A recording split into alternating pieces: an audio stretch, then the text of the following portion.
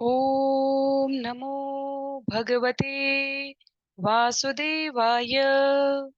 ॐ नमो भगवते वासुदेवाय। ॐ नमो भगवते वासुदेवाय। हरे कृष्णा। आप सभी को दंडवत प्रणाम। श्रीमद् भागवतम महापुराण सत्रों की इन श्रृंखला में सभी भक्तवृंद का यहाँ स्वागत है। हम सभी स्कंद 4 अध्याय 18 आज आरंभ करने जा रहे हैं और हमारे श्रवण पठन मनन और अध्ययन का केंद्र मूल स्रोत भक्ति वेदांता स्वामी श्री प्रभुपाद द्वारा लिखे गए सुंदर तात्पर्य है। अंतर्राष्ट्रीय कृष्ण भावनामृत संघ के संस्थापक आचार्य कृष्ण कृपा मूर्ति श्री श्रीमद एसी भक्ति वेदांता स्वामी श्री प्रभुपाद, जिन्होंने 18,000 श्लोकों से युक्त श्रीमद् भागवतम महापुराण का सारग्राही अनुवाद तात्पर्य प्राणी मात्र के कल्याण और अमल करने की भावना से शास्त्रों को सही अर्थों में समझने के उद्देश्य से लिखा है, उसको केंद्र में रखकर हम इन सत्रों में आज श्रवण और पठन करेंगे। भागवतम के सत्रों के संदर्भ में ये 249वां 249 सेशन है और हम सभी यहाँ पर मैत्रेय मुनि और महात्मा विदुर के संवाद के माध्यम से ऐतिहासिक, आध्यात्मिक, राजनैतिक, सामाजिक घटनाक्रम को समझने का प्रयास कर रहे हैं जो सत्यपूर्ण तथ्यों से युक्त है। तो यदि स्मरण करना है जैसा हम सत्रों में करते आए हैं, संक्षिप्त पुनरावृत्ति, नए अध्याय की विषय सूची, मंगलाचरण, इन सब के पश्चात हम लोग क्रमबद्ध एक एक श्लोक का वाचन, अनुवाद और तात्पर्यपूर्ण व्याख्या को यहाँ पर श्रवण करते हैं। सदैव की तरह मेरा विनम्र अनुरोध है, जिनके पास पुस्तकें हैं वो पुस्तकों का प्रयोग करेंगे। अन्य सभी की सुविधा के लिए यहाँ स्क्रीन पर श्लोक, अनुवाद और तात्पर्य सभी कुछ डिस्प्ले किया जाएगा। तो यदि पुस्तक नहीं है तो कोई अन्यथा बात नहीं है, आप जहां से भी श्रवण कर रहे हैं वहां से संस्कृत के इन सुंदर दिव्य श्लोकों का वाचन करने का प्रयास करें। तो हम लोग यहाँ पर महाराज पृथु के कथानक के मध्य में हैं, जहां पृथु राजा वेन के पुत्र कहे गए हैं। वेन राजा अंग के पुत्र हैं, राजा अंग ध्रुव के वंशजों में आते हैं और राजा पृथु और अस्ति अर्ची, क्षमा कीजिए, राजा पृथु और अर्ची यदि हमें स्मरण हो तो वेन की भुजाओं का ऋषियों द्वारा मंथन करने से उत्पन्न हुए हैं। पृथु भगवान का स्वयं शक्ति स्वरूप विस्तार कहे गए हैं और वो सुनियोजित नगर राज्य प्रजा किस प्रकार से संचालन किया जाना चाहिए इसका उदाहरण प्रस्तुत करते हैं। ऋषियों, मुनियों, देवताओं, गंधर्व, यक्षों, अप्सराओं के द्वारा प्रशस्ति गायन प्रस्तुत किए जाने के पश्चात राजा पृथु के समक्ष उनकी जनता, उनकी नागरिक भूख से बेहाल, अभाव युक्त कुपोषित जीवन के साथ प्रस्तुत होती है और कहती है कि उनके पर्याप्त प्रयास के बावजूद माता पृथ्वी द्वारा पर्याप्त मात्रा में अन्न का उत्पादन नहीं प्रदान किया जा रहा है। राजा पृथु इससे क्रोधित होते हैं। वो माता पृथ्वी को खंड खंड करने के लिए उनका पीछा करते हैं। माता पृथ्वी गौ का वेश धारण करके राजा पृथु से बचने के लिए अनेक अनेक लोकों में भागती हैं और शास्त्र कहते हैं स्त्री होने के बावजूद, गौ माता के रूप में शरीर धारण करने के बावजूद, धर्म कहता है, सिद्धांत कहता है, न्याय कहता है, भगवान कहते हैं कि ये अवध्य हैं और राजा पृथु राज्य के शासक के रूप में जो सुनियोजित व्यवस्था स्थापित करना चाहते हैं, उस क्रम में माता पृथ्वी को इस प्रकार पीछा कर रहे हैं। सभी जगह से असहाय दीन अवस्था में निर्बल अनुभव करने के पश्चात माता पृथ्वी वापस मुड़ती हैं और किसके पास जाती हैं? स्वयं महाराज पृथु के पास जाती हैं। उन्हें धर्म की दुहाई देती हैं, शास्त्रों के वचनों की पुनरुक्ति करते हुए कहती हैं, आप राजा हैं, शासक हैं, भगवान के प्रतिनिधि हैं, आप मेरा वध नहीं कर सकते। महाराज पृथु उत्तर देते हैं, यदि इस प्रकार के शरीर धारण करने मात्र से आप अपराध से स्वयं को मुक्त मानती हैं तो ये अनुचित है। शास्त्र ने कभी इसकी पुष्टि ही नहीं की है। तो वास्तव में भगवान धर्म के मर्म को समझाने के लिए जब जब इस धराधाम पर धर्म के मर्म के साथ खिलवाड़ होता है, छेड़छाड़ होती है और उससे भक्तों को कष्ट पहुंचता है, तब तक भगवान विभिन्न रूपों में अपने आप को प्रस्तुत करते हैं। तो पृथु द्वारा जब अकाट्य प्रत्युत्तर दिए गए हैं माता पृथ्वी के द्वारा प्रस्तुत किए गए तर्कों का, तब माता पृथ्वी को अपनी सही स्थिति का भान होता है। वो भगवान से क्षमा प्रार्थना करती हैं, भगवान की स्तुति करती हैं और उसके पश्चात वहाँ पर जहाँ हमने इस अध्याय को समाप्त किया था, अध्याय 17 में माता पृथ्वी द्वारा 8-9 श्लोकों में सुंदर स्तुतियाँ प्रस्तुत की गई हैं। तो महाराज पृथु अब आगे माता पृथ्वी के साथ संवादों के इस क्रम में किस समाधान पर पहुंचेंगे,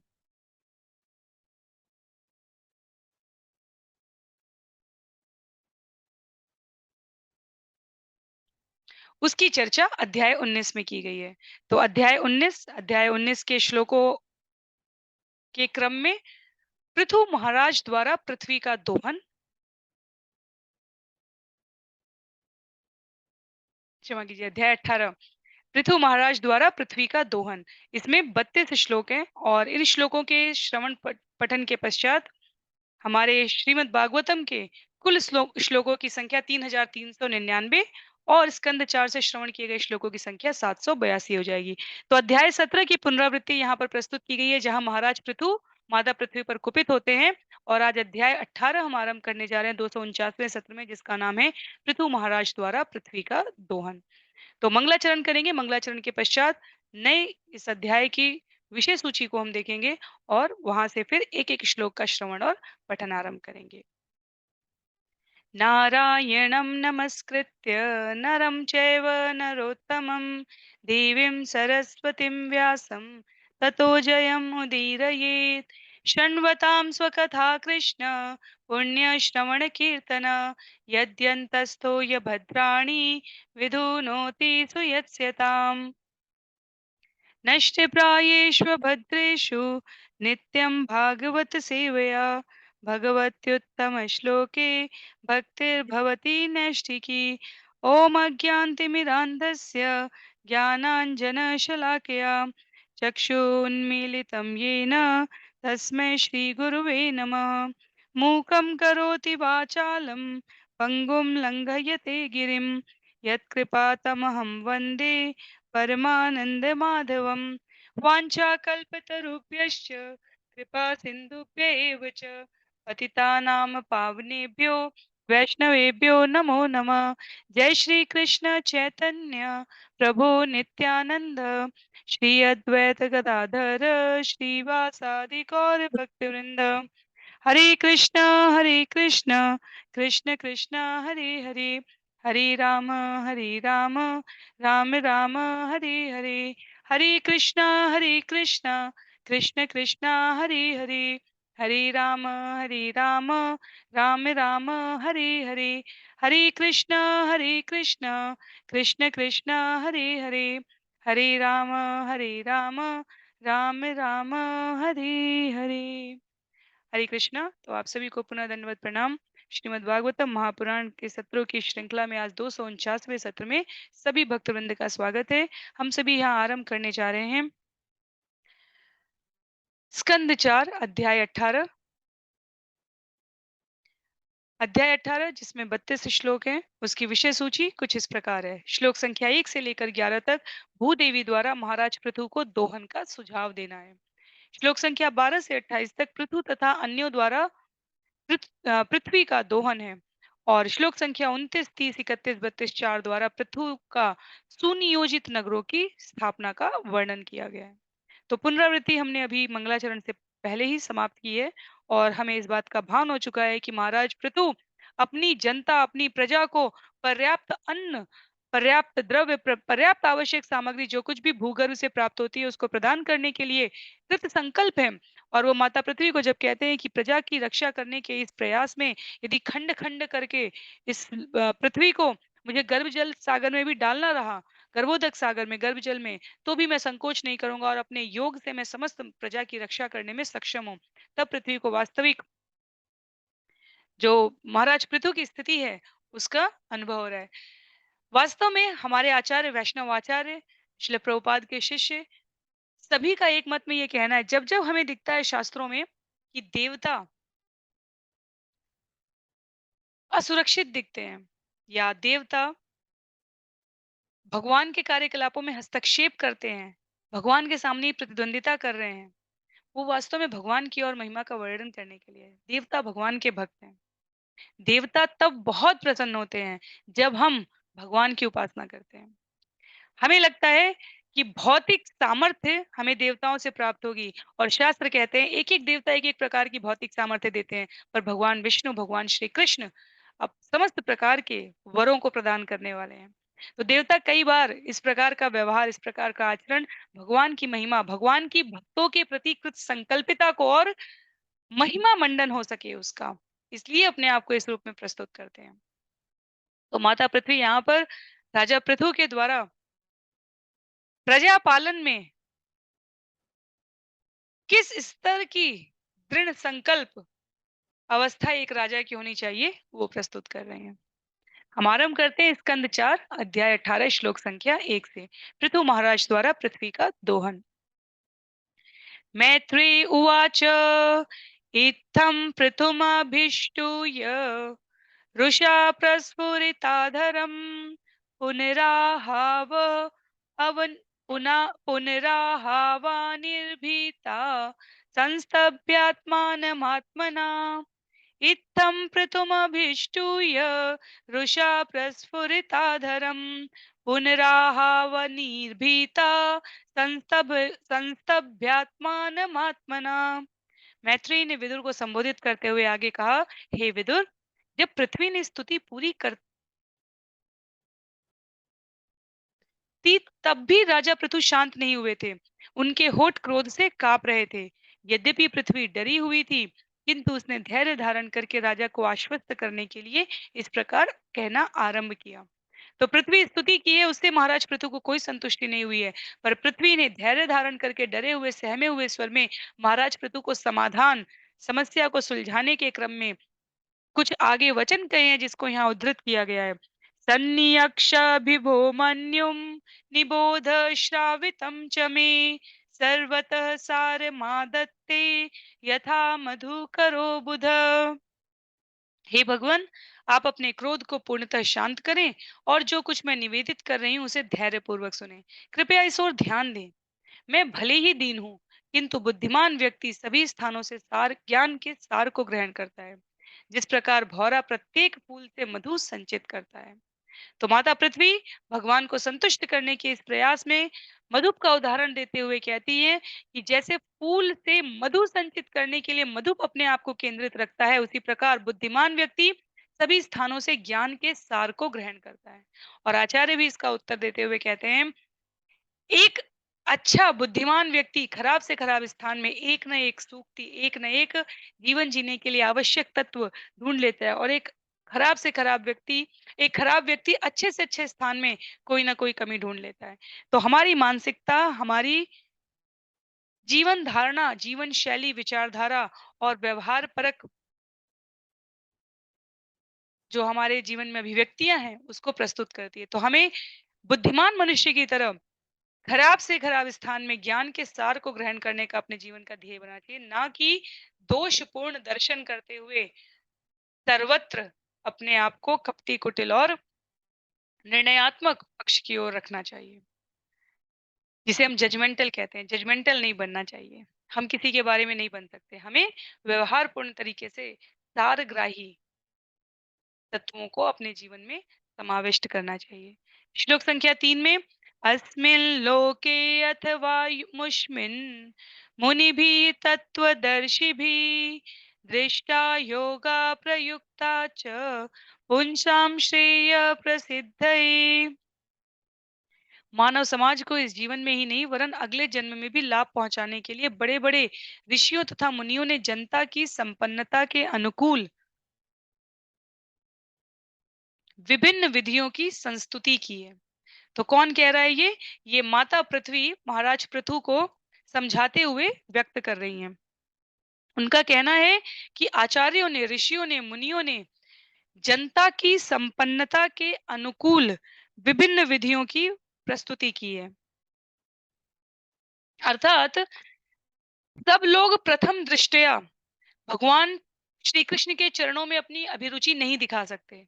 जन्म जन्मांतर के जन्म जन्मांतर के संस्कार, जन्म जन्मांतर के संसर्ग, भौतिक गुणों के साथ हमारा जो जितना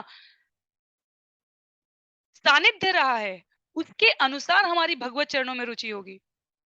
तो अध्याय 3 भगवत गीता में भी भगवान ये बात स्पष्ट करते हुए कहते हैं कि सभी लोग प्रथम दृष्टया एक बार में ही ये जो श्रीमद् भागवतम की फिलॉसफी है, दर्शन है, सिद्धांत है, सत्य है, वेदों का जो सार है कि सच्चिदानंद पूर्ण पुरुषोत्तम भगवान श्री कृष्ण वासुदेव ही सभी प्रकार के धर्म, सभी प्रकार के कर्मकांड, सभी प्रकार के व्यवहार, चर अचर सबके कारणों के कारण है, स्रोत है, मूल है। ये सबको एक बार में नहीं समझ में आ सकता। तो विभिन्न विधियां, विभिन्न पद्धतियां जनता की संपन्नता के अनुकूल बनाई गई हैं।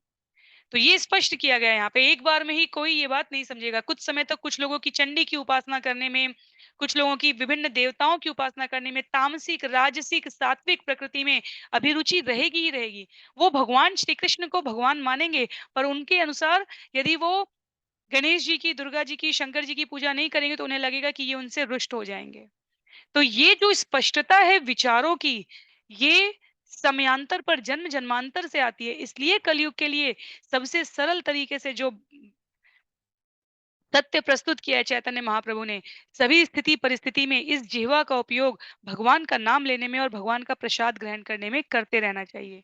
जो कुछ भी भौतिक कल्मश है, जो कुछ भी हमारी मनोकामनाएं इस जगत में बने रहने से संबंधित हैं, वो शनैः शनैः नष्ट हो जाएंगी। तब हम अपने शाश्वत धाम को, बैक टू गॉड हेड, हम अपने दिव्य भगवान के संबंध के सापेक्ष व्यवहार करने लगेंगे। तो पुनः देखते हैं यहाँ पर क्या लिखा है। मानव समाज को इस जीवन में ही नहीं, वरन अगले जन्मों में भी लाभ पहुंचाने के लिए बड़े-बड़े ऋषियों तथा मुनियों ने जनता की संपन्नता के अनुकूल विभिन्न विधियों की संस्तुति की है। तो सरलतम विधि तो प्रस्तुत है। भगवान का नाम लो, भगवान का काम करो, भगवान को चढ़ाया गया जो भोग है उसे प्रसाद के रूप में ग्रहण करो, भगवान के बारे में सुनो।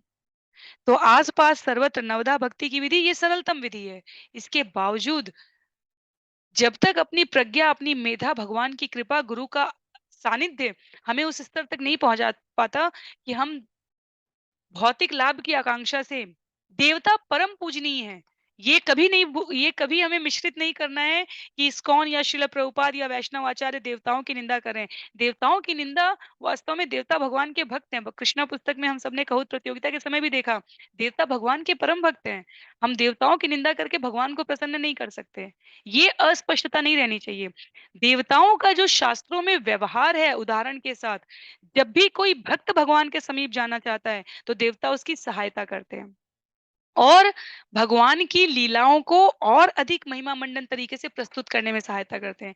यही देवता भगवान राम के लीला में अनेकों प्रकार के वानर हो गए, जामवंत हो गए हैं, हमारे बाली हो गए हैं, सुग्रीव हो गए हैं। ये अलग-अलग देवता है। कोई भगवान कृष्ण की, भगवान राम जब रावण से युद्ध करने जा रहे तो देवता अलग-अलग कोई रथ दे रहा है, कोई अस्त्र-शस्त्र दे रहा है। क्यों? तो क्या भगवान के पास अस्त्र-शस्त्र नहीं है? भगवान के पास रथ नहीं है? कृष्ण कथा में आता है कि इंद्र आकर चक्र देते हैं।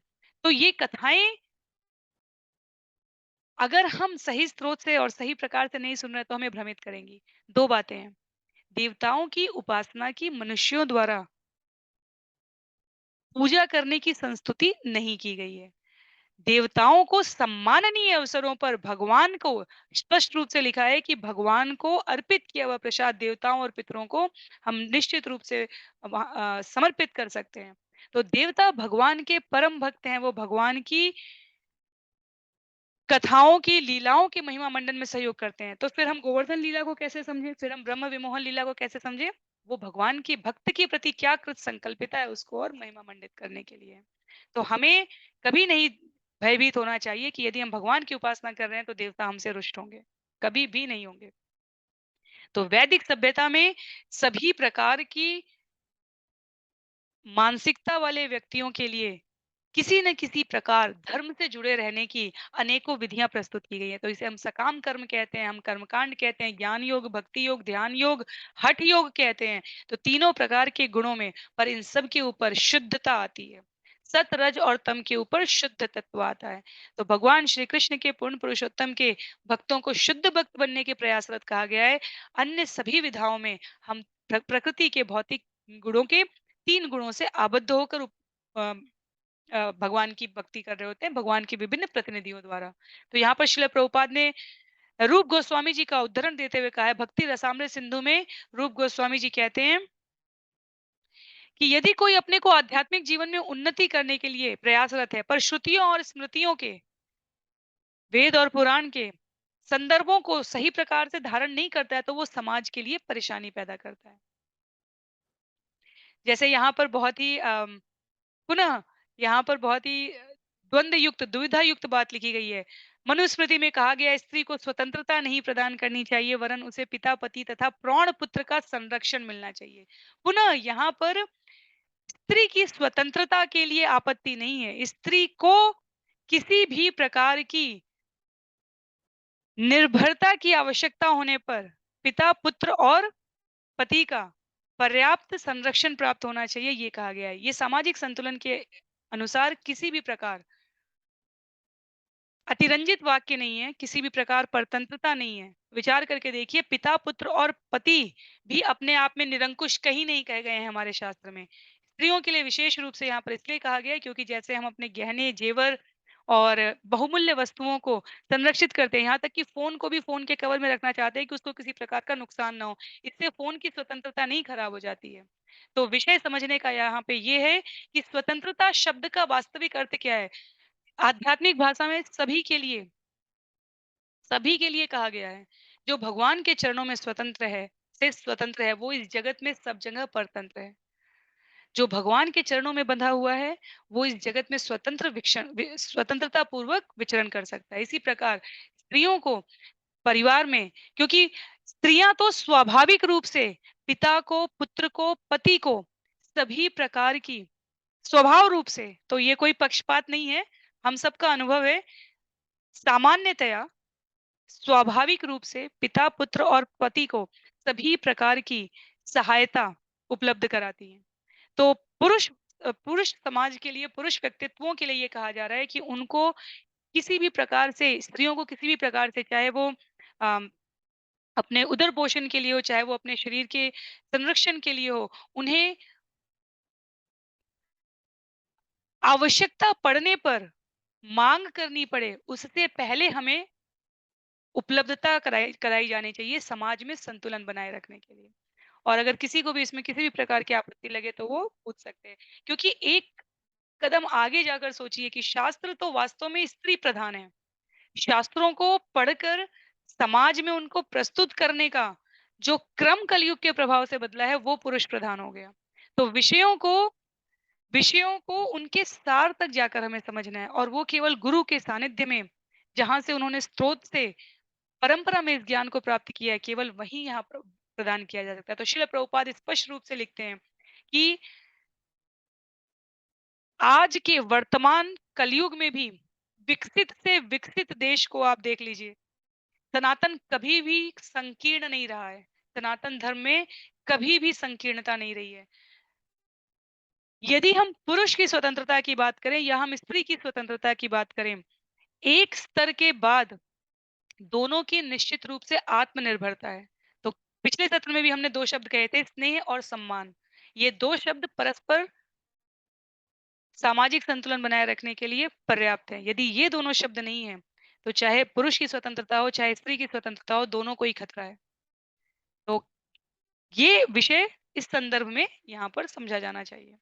किसी भी प्रकार की आपत्ति के लिए पिछले 3-4 सत्रों से लगातार मुझे व्हाट्सएप मैसेजेस आ रहे हैं और जो हम सुने होते हैं, उनसे हम अपने विचारों को इतना बाँध चुके होते हैं कि हम शास्त्र से जब पढ़ते हैं, तो हमें भी वो बातें उसी उसी परिप्रेक्ष्य में नज़र आती हैं। तो मैंने अपने स्तर पे व्यक्तिगत रूप से मैं सबके उत्तर दे रही हूँ। अभी भी किसी को कोई दुविधा हो, तो आप लोग निश्चित रूप से पूछ सकते हैं। शास्त्र ने समता की बात कहीं की ही नहीं है। शास्त्र शास्त्र निश्चित रूप से श्रेष्ठता की बात करते हैं। जैसे व्यावहारिक रूप में भी स्त्री और पुरुष के इस संदर्भ से बिल्कुल अलग, व्यावहारिक रूप में भी चाहे हम विद्यार्थी हों, कक्षाओं में पढ़ रहे हों, पढ़ा रहे हों, टीचर हो, अध्यापक हों, अध्यापिका हों, चाहे हम रोजगार, व्यवसाय में हों, हमेशा समानता 2 शब्द होते हैं जिनसे आप आसानी से समझ सकते हैं, फेयरनेस एंड इक्वालिटी।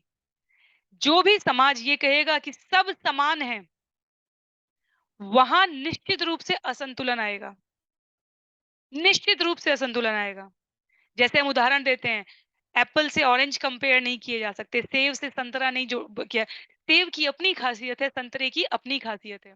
समानता नहीं, फेयरनेस अर्थात क्या किसके लिए उपयुक्त है। जो कक्षा में, क्लास में कॉलेज में फर्स्ट ग्रेडर स्टूडेंट हैं, विद्यार्थी हैं, उनके लिए एक प्रकार की व्यवस्था है, जो द्वितीय ग्रेडर हैं, उनके लिए दूसरे प्रकार के, जो तृतीय हैं और समाज में उसी प्रकार के व्यवसाय हैं, रोजगार हैं। इसी प्रकार से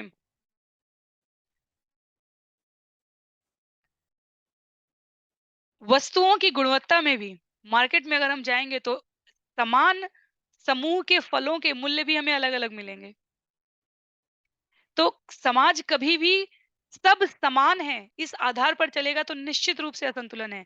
सबके साथ फेयरनेस, हमें सबके साथ समरसता की बात करनी चाहिए, जिसकी जैसी योग्यता है उसके अनुसार। तो शास्त्र स्त्रियों की श्रेष्ठता की बात करते हैं, समानता की बात इसलिए नहीं करते क्योंकि 2 अलग-अलग जीवों का ब्रह्मा जी के शरीर से रचना होना अपने आप में इस बात की पुष्टि करता है कि दोनों अलग-अलग जीव अलग-अलग प्रकार की नैसर्गिक योग्यताओं से युक्त हैं।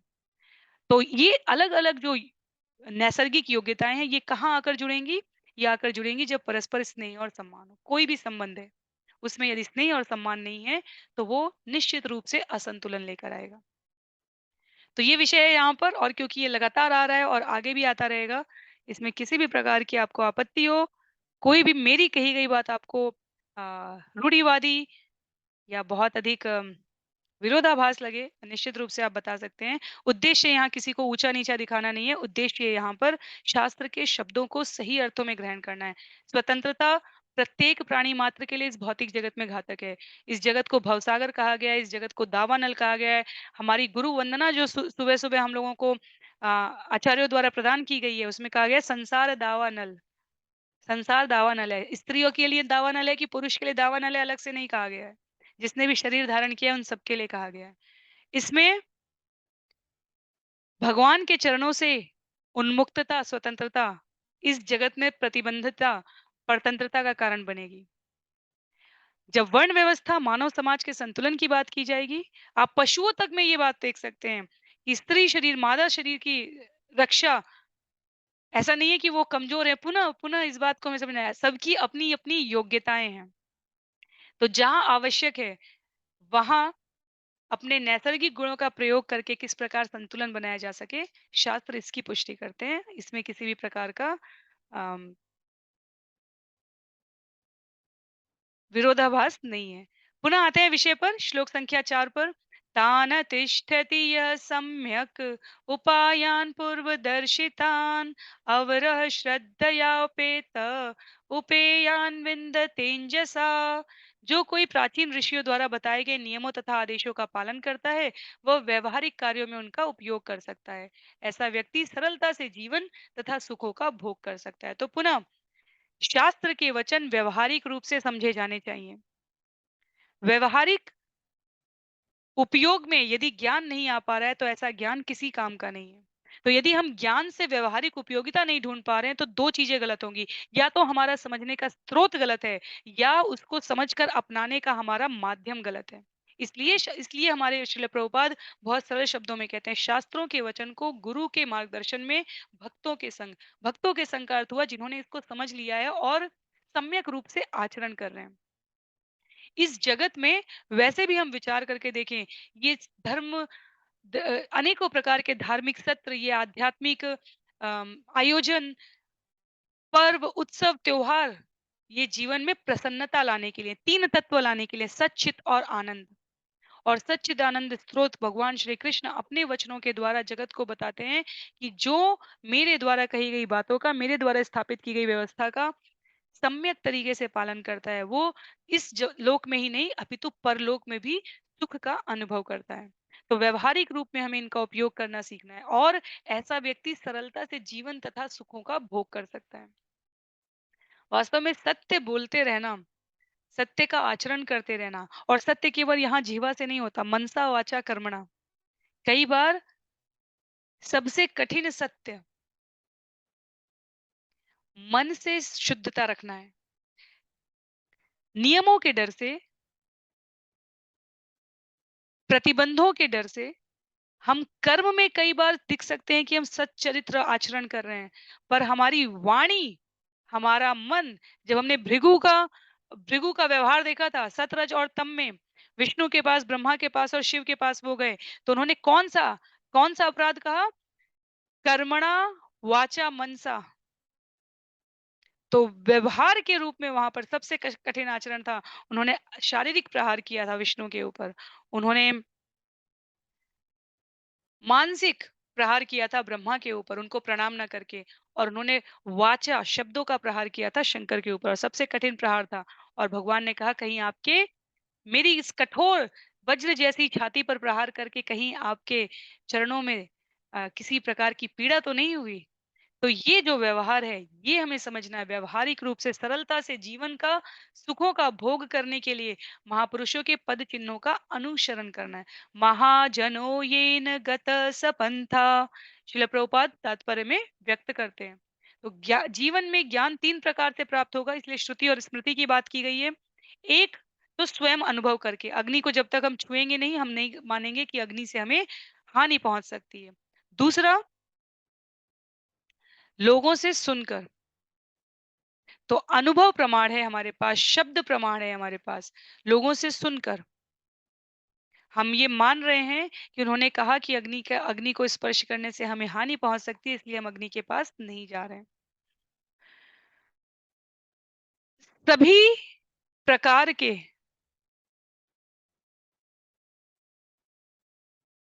मार्गों का, सभी प्रकार की विधाओं का अंतिम उद्देश्य, अंतिम लक्ष्य भगवान के बारे में जानकारी प्राप्त करना है। कई बार हमें लगता है ये सब बहुत बोरिंग है, इसकी कोई आवश्यकता नहीं है, अभी तो जीवन चल रहा है, या हम ये सब सुन के अब थक चुके हैं, अब इसमें कुछ नया नहीं है। दोनों ही बातें असंगत हैं, क्योंकि जब जिसने समझ लिया उसके जीवन में फिर कोई ड्युअलिटी नहीं रह जाती, कोई द्वंद नहीं रह जाता, कोई दुविधा नहीं रह जाती, और वो अपने लाभ का मार्ग पहचान कर निश्चित रूप से सदा सर्वदा इस मार्ग का अनुसरण करेगा। तो इसलिए शास्त्र के वचन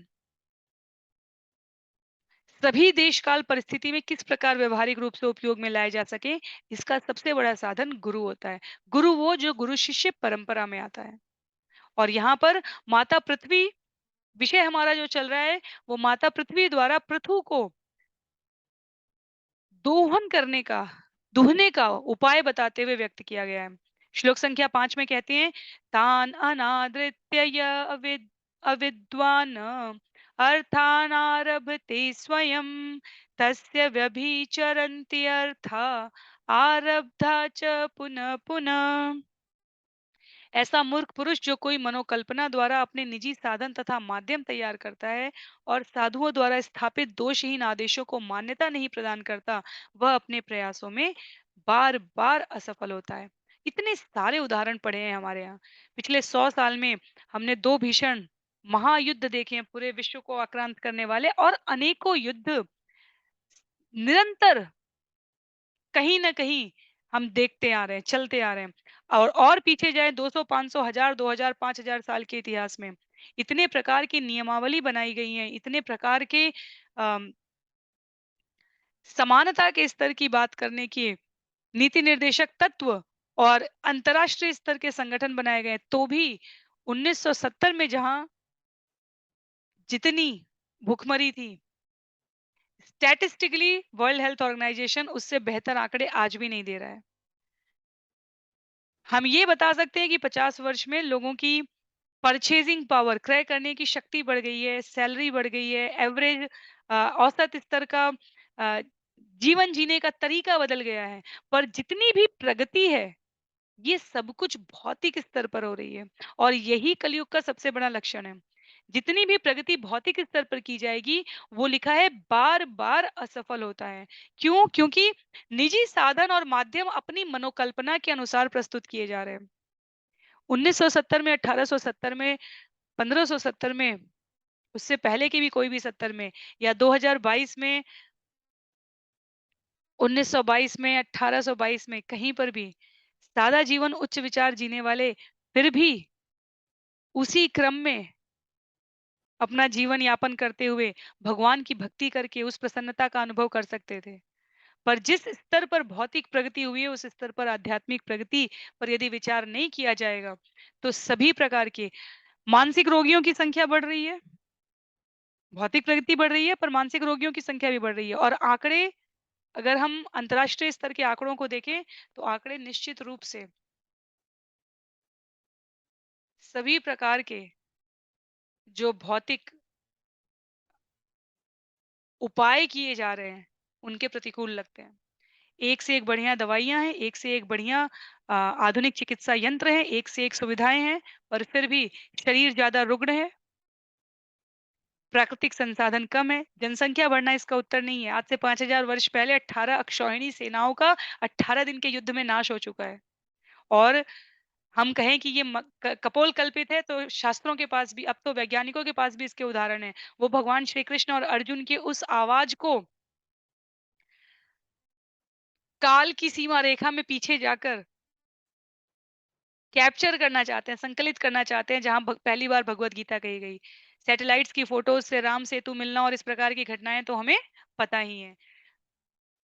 मंदिरों में, भारत में ही मंदिरों में पशुओं द्वारा भगवान शिव की शिवलिंग के पास चाहे सर्प का व्यवहार हो, चाहे विष्णु के मंदिर के पास गौ माता का व्यवहार हो, ये सब, या हनुमान जी के पास बंदर का व्यवहार हो, ये सब तो अनेकों प्रकार की चीजें हमें वैसे भी देखने को मिल रही है। तो ये पूरा सत्य हम नकार नहीं सकते कि आध्यात्मिकता सदैव से अस्तित्व में रही है।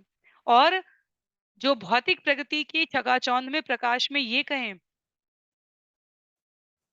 कि भौतिकता के संसाधनों के पास जीवन का वास्तविक समाधान है, सुखी जीवन जीने का वास्तविक समाधान है। वो यहाँ जो श्लोक में कहा गया है, उसके अनुसार पुनः, पुनः और पुनः असफल होते रहेंगे।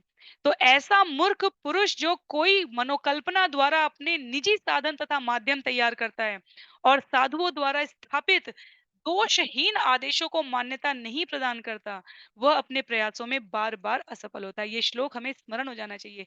शास्त्र इसको बहुत पहले कह चुके हैं।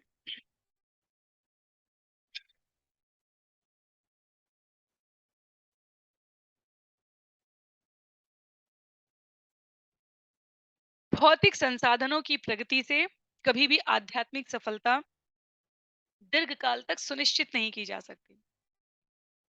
जैसे नहीं सुप्तस्य सिंहस्य प्रविशन्ति मुखे मृगा। हम सिंह के सामने उसके भक्षण करने के लिए खाद्य सामग्री उपलब्ध करा रहे, पर यदि सिंह मुंह ही नहीं खोलेगा, उसी प्रकार हम मनुष्य, हमारा शाश्वत संबंध भगवान के साथ है। हम सभी प्रकार के भौतिक साधनों को उपलब्धता के पश्चात भी यदि उसका आध्यात्मिक उत्थान के लिए प्रयोग नहीं कर रहे हैं, या इनके इनकी इनकी लघुता को समझकर आध्यात्मिकता की दीर्घता को नहीं पहचान रहे हैं, तो सब कुछ निष्फल है।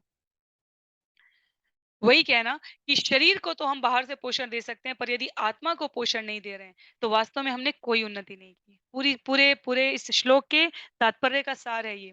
शरीर को पोषण दिया, पर यदि आत्मा को नहीं दिया, और आत्मा नहीं है, इस तथ्य को हम नकार नहीं सकते।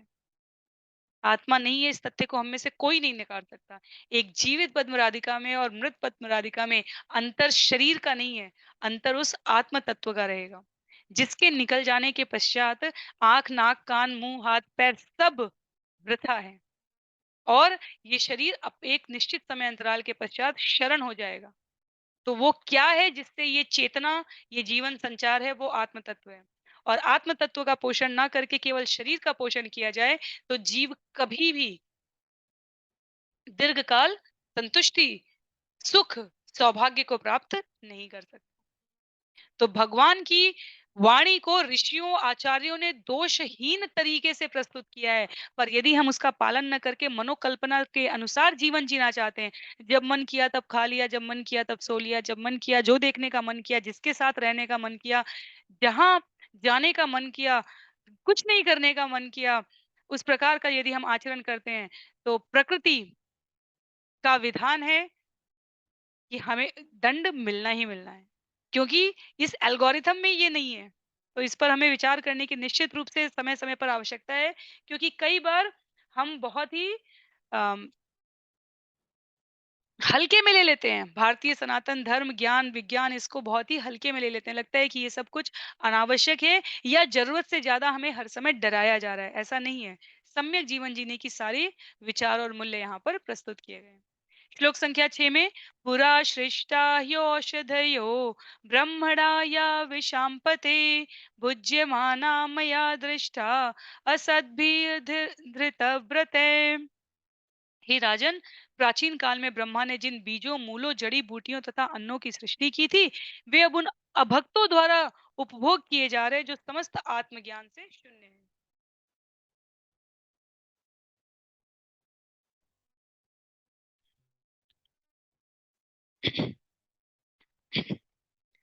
तो माता पृथ्वी यहाँ पर पृथु को उन वस्तुओं के, उन दिव्य औषधियों के, उन द्रव्यों के, बीजों के हरण का कारण बता रही हैं। वो कह रही हैं कि अभी जीवन अभक्त, जीवन में जो आस-पास उन्हें पृथ्वी पर धराधाम के निवासी दिख रहे हैं, वो अभक्त दिख रहे हैं और उनके द्वारा वो वस्तुएँ उपभोग की जा रही हैं जो आत्मज्ञान से शून्य है, संतुष्ट नहीं है, शून्य है।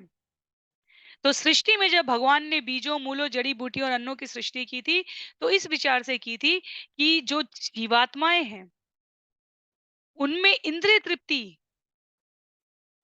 सात्विक तरीके से इंद्रिय तृप्ति बनी रहे और वे इस संसार को छोड़कर भगवान के धाम को वापस जा सकें। तो जैसे धराधाम पे उपयोग की वाली वस्तु, फल, फूल, वृक्ष, अन्न, पशु ये सब भगवान की प्रसन्नता के लिए यज्ञ में प्रयुक्त करने के निमित्त उत्पन्न किए गए हैं। और पर जिनके पास कोई आत्मज्ञान के लिए योजना नहीं है, वो इसका उपयोग अपनी इंद्रिय तुष्टि के लिए करने लगे। तो प्रकृति के आदेशानुसार ये व्यवस्था की गई है। जब-जब ऐसा किया जाएगा, तब श्लोक संख्या 7 में माता पृथ्वी पृथु के सामने इस गूढ़ रहस्य को उद्घाटित करने जा रही हैं।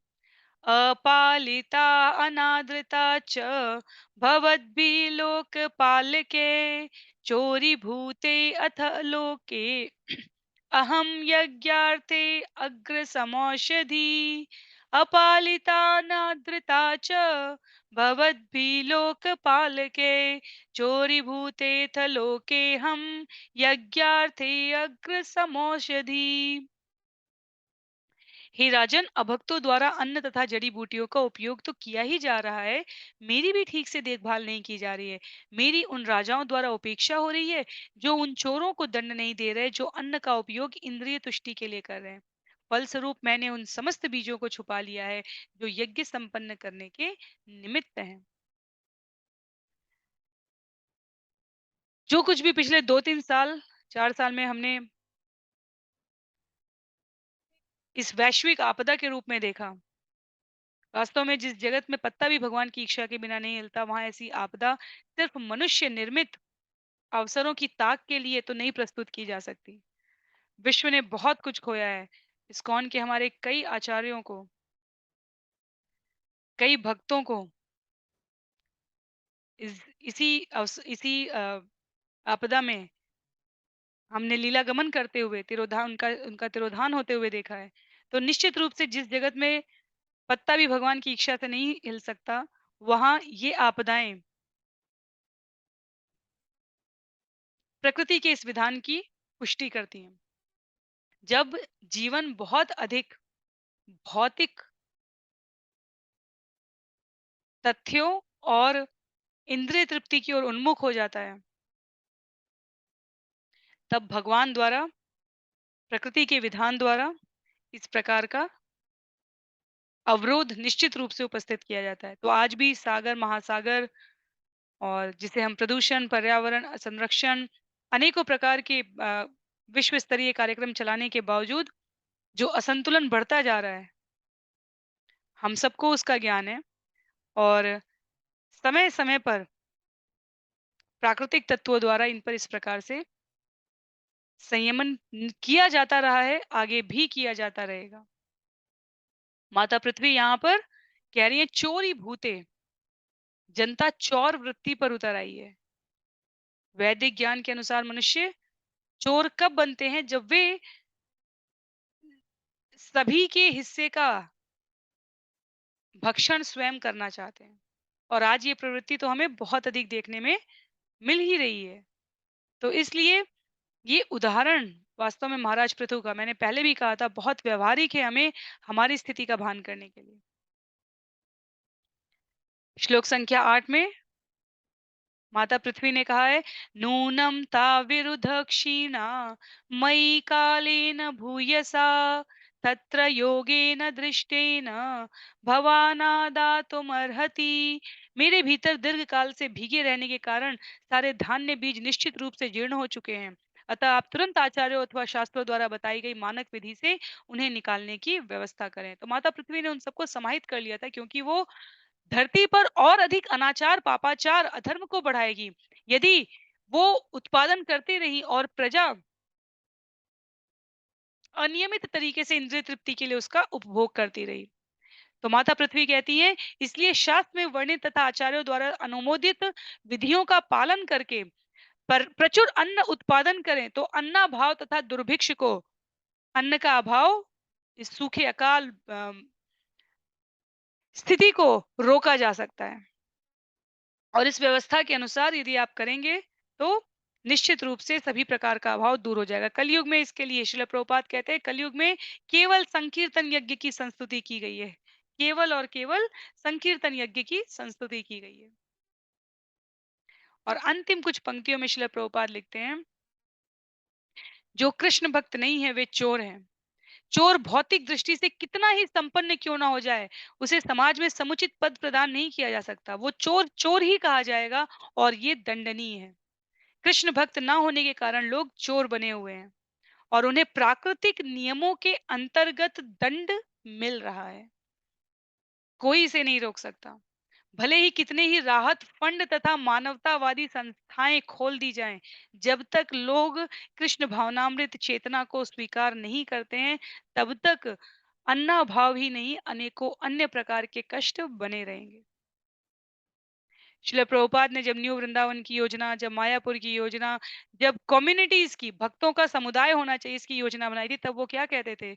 अपना अन्न उत्पादन करो, गौ माता का रक्षण संरक्षण करो, अपनी आवश्यकताओं के लिए, शरीर की आवश्यकताएं बहुत सीमित है वास्तव में। ये तो मन की आवश्यकताएं हैं जो कभी नियंत्रित नहीं हो पाती। शरीर की आवश्यकताएं तो निश्चित रूप से सीमित है। एक बार में हम कितना खा सकते हैं, कितना पहन सकते हैं, कितना सो सकते हैं, कितना कर सकते हैं। मन की आवश्यकताएं अनिश्चित है। मन अर्थात मन इंद्रिय शिरोमणि मन, उसकी इच्छाएं हम पूर्ति नहीं कर सकते। उन्होंने कहा था अपनी आवश्यकताओं के लिए, शारीरिक आवश्यकताओं के लिए आत्मनिर्भर बनो और भजन करो। बैक टू गॉड हेड, मनुष्य शरीर प्राप्त करके पुनः यदि पुनरपि जन्मम पुनरपि मरणम पुनरपि जननी जठरे शयनम। शंकराचार्य लिखते हैं ये जीवन इसके लिए नहीं मिला है। भज गोविंदम गोविंदम भज मूढ़मते। ये जीवन इसके लिए मिला है। तो श्रील प्रभुपाद माता पृथ्वी के भावों को स्पष्ट करते हुए अपने तात्पर्य में इसे व्यक्त कर रहे हैं। तत्पश्चात श्लोक संख्या 9 और 10 यहाँ पर वत्सम कल्पय मे वीर येनाहं वत्सला इव तव शोद्धोक्ष्ये क्षीरमयान् कामान् अनुरूपं च दोहनम् दोग्धारं च महाबाहो भूतानां भूतभावना अन्नमीप्सितमूर्जस्वत् भगवान वांक्षते यदि। हे परम वीर, जीवात्माओं के रक्षक, यदि आप जनता को प्रचुर अन्न देकर उनके कष्टों का निवारण करना चाहते हैं और यदि आप मुझे दूह कर उनका पोषण करना चाहते हैं, तो इसके लिए आपको उपयुक्त बछड़ा तथा दूध रखने के लिए दोहनी की व्यवस्था करनी होगी। साथ ही दूहने वाले का भी प्रबंध करना होगा। चूंकि मैं अपने बछड़े के प्रति अत्यंत वत्सला रहूंगी, अतः मुझसे दुग्ध प्राप्त करने की आपकी मनोकामना पूरी हो जाएगी। तो जैसा मैंने कहा था, सभी घटनाएं शास्त्र कहते हैं कि भगवान की योजना के निमित्त होती है। माता पृथ्वी ने गौ का स्वरूप धारण किया वास्तव में भगवान की लीला में सहायक होने के लिए। और हमें ये समझाने के लिए कि जब शास्त्र में जब सत्य सत्य से टकराएगा और दोनों सत्य अपने अपनी जगह पर स्थिर रहते हैं, तो वहां से आगे बढ़ने का मार्ग भगवान प्रदान करते हैं। इसीलिए हमने देखा है कि जब तक एक पक्ष सही है और एक पक्ष गलत है, तब तक भगवान नहीं उत्तर देते। तब तक भगवान नहीं उत्तर देते हैं। एक पक्ष सही है और एक पक्ष गलत है, तो विधि के विधान से, कर्म के प्राविधान से सही और गलत का फैसला होता रहता है। भगवान या भगवान की विभूतियाँ या भगवान के पार्षद तब प्रकट होते हैं जब दोनों पक्ष सही होते हैं। तो सत्य सत्य से टकरा रहा है, उस समय उसका समाधान क्या होना चाहिए? दक्ष को हालाँकि दक्ष में अहंकार था, हम सबने श्रवण किया है उस विषय को, पर आचार्य वहाँ पर हमें हम सबको स्पष्ट करते हैं। दक्ष को प्रजापति दक्ष की उपाधि ब्रह्मा जी द्वारा दी गई। जीवों के संवर्धन के लिए यज्ञ करने के लिए ब्रह्मा जी ने कहा, यज्ञ में उसने अपने व्यक्तिगत अहंकार का जो प्रदर्शन किया है, कथा रूप में हमें लगता है कि ये दक्ष का अपना व्यक्तिगत स्वार्थ है, अहंकार है और शास्त्र कहते हैं कि ये भगवान की योजनाओं को आगे क्रियान्वित करने के लिए है। तो क्यों दक्ष अपने शरीर रूप में बकरे का सर धारण करेंगे? कैसे शिव जी को अप्रसन्नता को दूर करने के लिए देवता और ब्रह्मा कैलाश जाएँगे, वहाँ से भगवान शिव आएँगे, विष्णु उपस्थित होंगे और आगे की गतिविधियों के लिए भृगु का, भग का, इन सब का जो वहाँ पर अभिनय ही कहा जा सकता है, किया गया वो सब कुछ भगवद इच्छा के अनुरूप हुआ है। तो सत्य सत्य जब दोनों तरफ बराबरी के पक्ष हैं, तब भगवान को निर्णय लेना पड़ेगा कि क्या करना है। अन्यथा उससे पहले तो विधि का विधान, कर्म के प्राविधान निश्चित हैं। जे हमारे द्वारा किए गए अच्छे कर्मों की टोकरी, अच्छे कर्मों का घड़ा अलग चलता है, बुरे कर्मों का घड़ा अलग चलता है। एक अच्छाई दूसरे बुराई को नहीं काटती है। कम से कम कर्म फल का सिद्धांत तो यही कहता है। जब हम कृष्ण भावनामृत कर्म में प्रयुक्त होते हैं, तब अच्छा और बुरा सब जला दिया जाता है, सब भगवान नष्ट कर देते हैं, तब केवल समस्त कर्मों का फल वो स्वयं स्वीकार करते हैं। तो इसलिए कहा था जब कोई भगवान का भक्त बनता है तब उसका सारा प्रारब्ध नष्ट हो जाता है। अन्यथा यहाँ पर माता पृथ्वी अवसर उपलब्ध करा रही है कि वो गौ माँ के रूप में आई है। अब पृथु को कहती है कि आप अपने प्रजा का पालन करना चाहते हैं, तो सर्वप्रथम गाय दूहने का वैदिक रीति से गाय दूहने का भी यहाँ पे उदाहरण प्रस्तुत हुआ है कि बछड़ा चाहिए। पहले उसे स्नेह से गाय जब स्वेच्छा से अपना दूध देती है, तब उसके बाद पटु दूहने वाला तथा दूध रखने के लिए दोहनी पात्र भी चाहिए। तो जैसे गाय बछड़े के प्रति वत्सल हुए बिना अधिक दूध नहीं दे सकती, श्रील प्रभुपाद कहते हैं, उसी प्रकार पृथ्वी भी कृष्ण भक्तों के प्रति वत्सल हुए बिना प्रचुर मात्रा में अन्न उत्पन्न नहीं करेगी। तो गौ रूप में ये जो माता पृथ्वी है यहाँ पर वास्तव में ये अलंकारिक शैली है। अलंकारिक शैली है। साहित्यिक उपमा जिसे कहा गया है, वो अलंकारिक शैली है और इसका भावार्थ श्रील प्रभुपाद कहते हैं अत्यंत सुस्पष्ट होना चाहिए। तो जैसे बछड़ा गाय से दूध निकलवा सकता है, जैसे भगवान के भक्त माता पृथ्वी से सभी प्रकार की सुनिधियों को उपलब्ध करा सकते हैं, उसी प्रकार समस्त जीवात्माएं जिनमें पशु, पक्षी, मधुमक्खी, सर्प, जलचर ये सभी हैं, ये अपना-अपना भोजन माता पृथ्वी से तभी प्राप्त कर सकते हैं, जब असत अधृत वृत्ति ना हो। असत वृत्ति ना होने पर ही ऐसा किया जा सकता है। तो श्रील प्रभुपाद यहाँ पर वो उदाहरण दे रहे हैं जिसमें मनुष्य यदि सदाचरण करे तो पशुओं को भी पर्याप्त मात्रा में भोजन मिलेगा। कृष्ण भक्तों के समुचित आचरण से सभी संतुष्ट रहेंगे। पूरी धरा धाम का इसीलिए कहा जाता है कि श्रील प्रभुपाद कहते हैं समस्त प्रकार की, जैसे गंगा साफ परियोजना के लिए कई बार बातें की गई, फिर श्रील प्रभुपाद ने कहा जब एक बार गंगा के किनारे किनारे उच्च स्वर लहरियों में भगवान का गान आरंभ कर दिया जाएगा, तो साफ-सफाई का ये पूरा अभियान अपने आप सफल हो जाएगा। क्योंकि तब भावना शुद्ध है, तब आपका प्रयास आध्यात्मिक है और तब माता गंगा स्वेच्छा से कल उनकी जब पानी तेज गति से बहता है तो वो अपने सारे सभी प्रकार की गंदगियाँ स्वतः ही साफ कर देता है।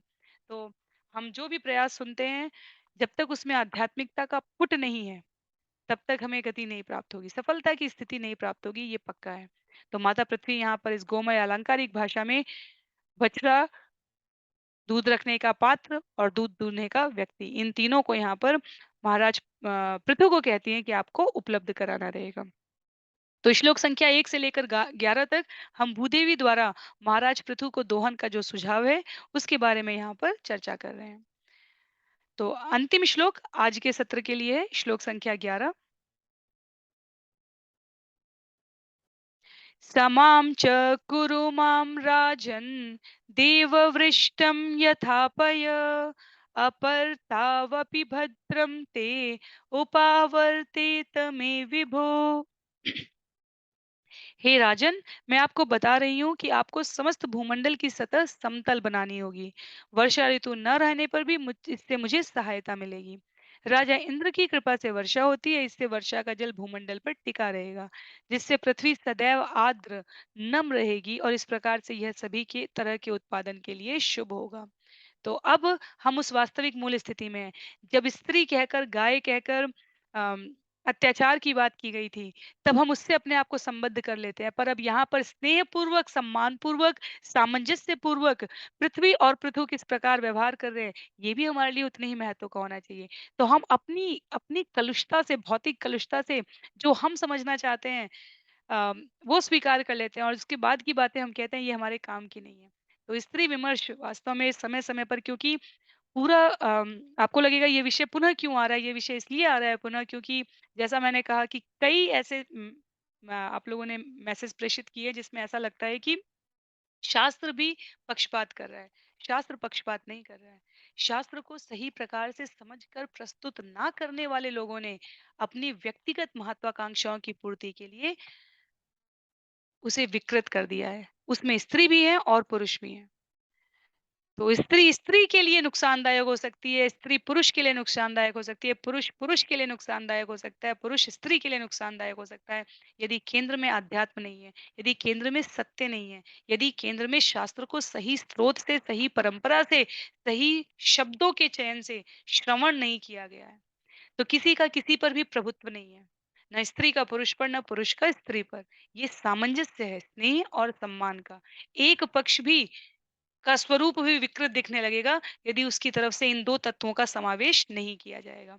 माता पृथ्वी यहाँ पर पृथु शासक हैं, पृथ्वी के ऊपर शासन कर रहे हैं। पृथ्वी अपने को प्रदत्त संसाधनों के द्वारा प्रजा का पालन करने में महाराज पृथु का सहयोग कर रही है और इस प्रकार हम सामंजस्य, संतुलन, समरसता का यहाँ पर दर्शन कर रहे हैं। तो विषय तो सुस्पष्ट है और किसी भी अन्य प्रकार की दुविधा के लिए आप निश्चित रूप से अपने विचार प्रेषित कर सकते हैं।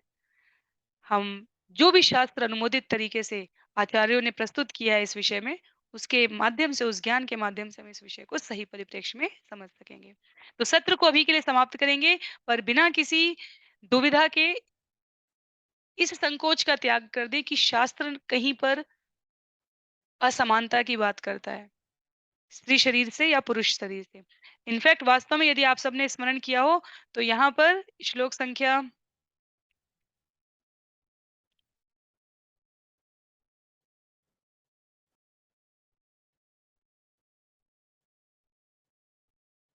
बिल्कुल आरंभिक श्लोक में ही,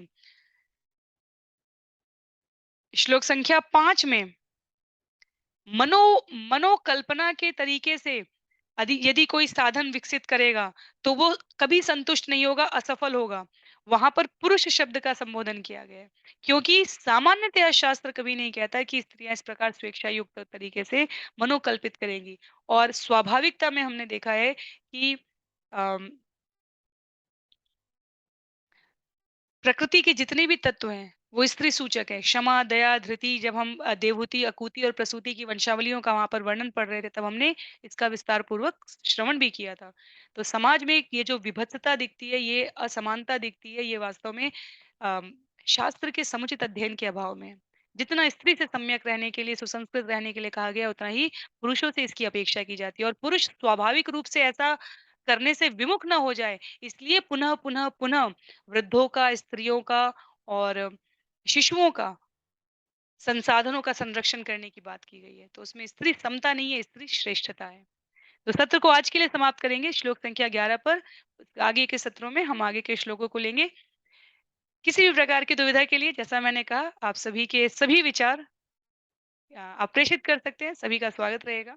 श्रील प्रभुपाद की जय, श्रील गुरुदेव की जय, अनंत कोटि वैष्णव वृंद की जय, श्रीमद् भागवतम महापुराण की जय। हरे कृष्ण।